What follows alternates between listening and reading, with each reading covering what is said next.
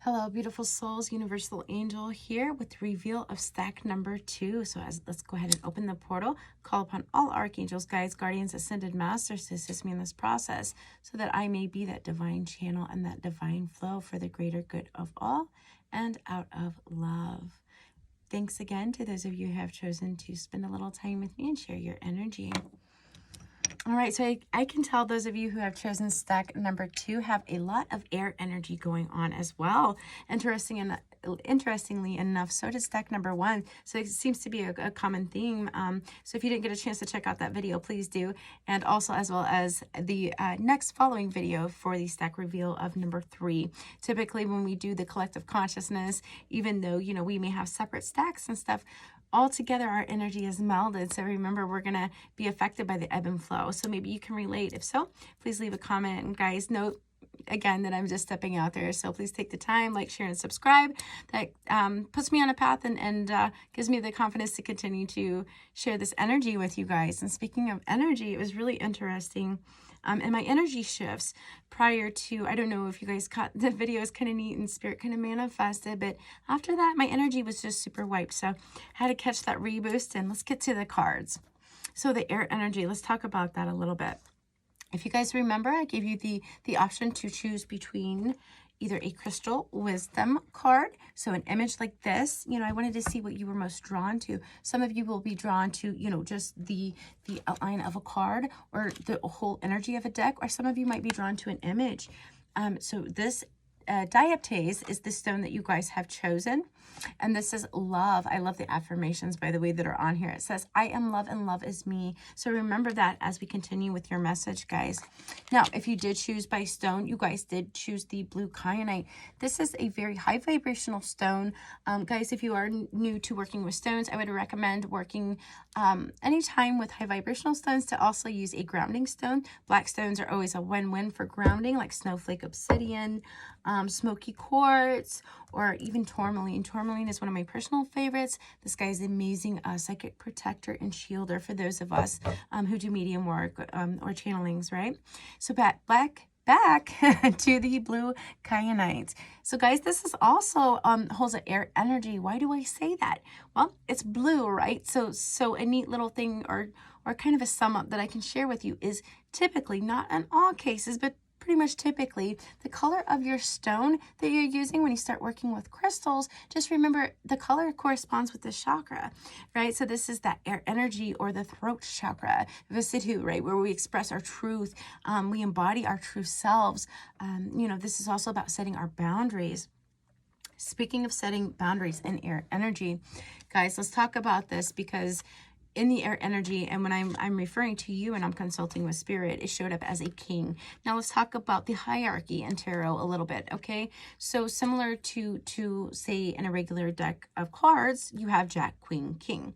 Okay, we'll think of that in tarot kind of as the hierarchy. So we have page, typically it's page, knight, queen, king. So think of that as like a hierarchy as far as more of a in position, or as having the more maturity, if you will, in that level, okay? So in the king stance, that tells us that we're dominative and kind of firm in that stance.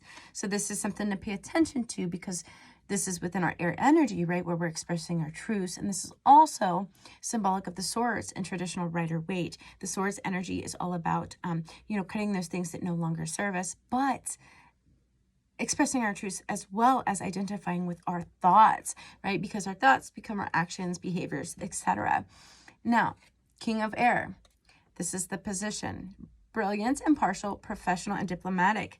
It says, speak your mind with confidence, although seek out professional advice. So, you know, guys, even though we should be our own judge, it's important, you know, to kind of reflect from others, right? Or if you can't, meditation is great for that, I promise. You know, getting that third eye point of view to kind of look at things, separate yourself from going through all the chaos on the physical plane so that you can better identify with the higher self or the more professional self, if you will, if you don't have anyone.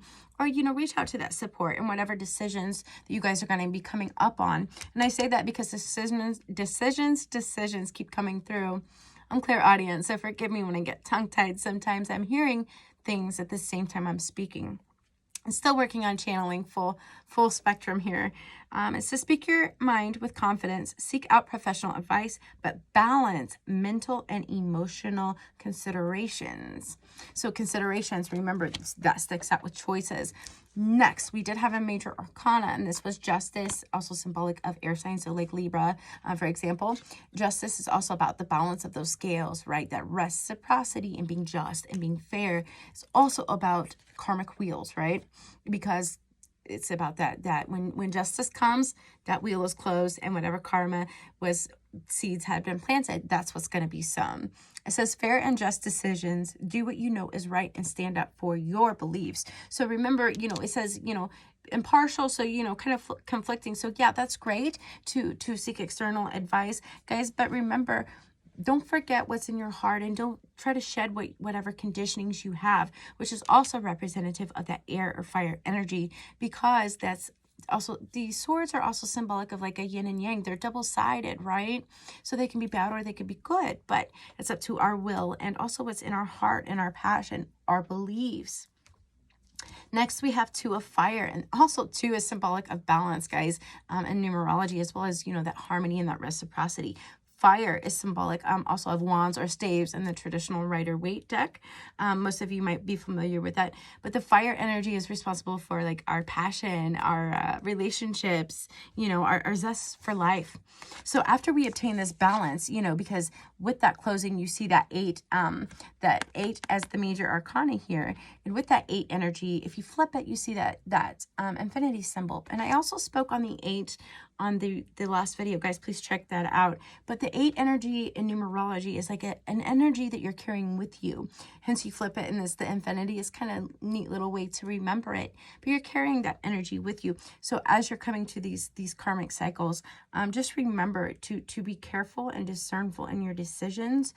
But when you speak your truth and use your throat chakra, it's important that you declare your boundaries, and that also too, it's important, guys, not to accept less than what you bring to the table, or setting those boundaries firm, in that king of air position, because he's very good with his vocality. He's in that stance of this is the way it is and that's it, but he can be very darting with his words. So be mindful to, as Spirit has mentioned, relationships, be mindful of your words, but also your thoughts, and Spirit did say emotions as well. So it says you come into your own new partnerships or contracts. So as you guys are coming to the major completion, of those infinite, some more of those life contracts or those life karmic cycle closings, or just, upheavals that you're going to have to do. It's important to be mindful that you're going to start these new contracts, these new beginnings, because not only can these be physical contracts, but they can also be spiritual contracts, that are lifetime contracts, however you want to see it. But it says continue to move forward. So keep going the way that you are, keep expressing that truth. But also take a leap of faith. Typically, guys, I'm going to show you this. Here is the 0, because Spirit's saying, hey, this is going to be the completion of your wheel, right? That you see in the 0, that sacred circle, right? That completion that comes after the 9, or after the push to the end of the wheel.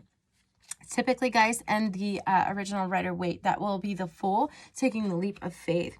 So it's about trusting the universe, just surrender, right? And that's what I like to call that 0 point. Also, this, the 0 point, is also where we can find that stillness, that peace, that Buddha self within, and kind of, in a way, step back and get that third eye point of view. It might sound silly, but it's truth.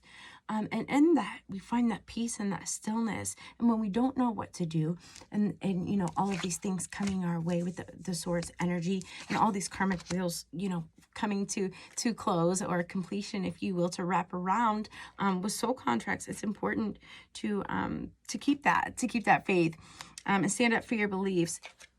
Symbolic of nurture yourself from like a third eye point of view too. Sorry, Spirit just said nurture, because a lot of you, I feel like, are giving yourself a hard time. And I say that because of so much source energy.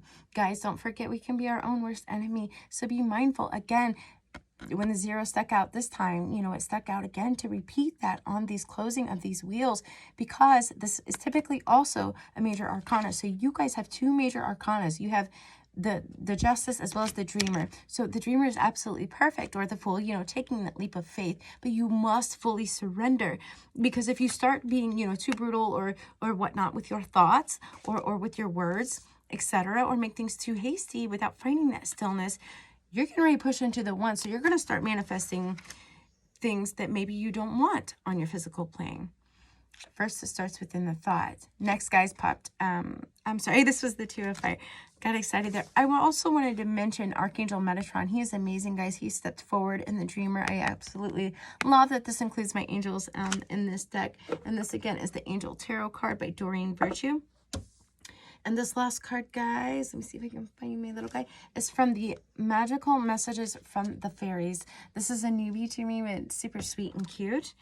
And you guys have autumn. So the first thing that came to me, you know, in reflection of autumn, you know, I think of shedding those things that no longer serves us, just like the trees, you know, will shed their leaves.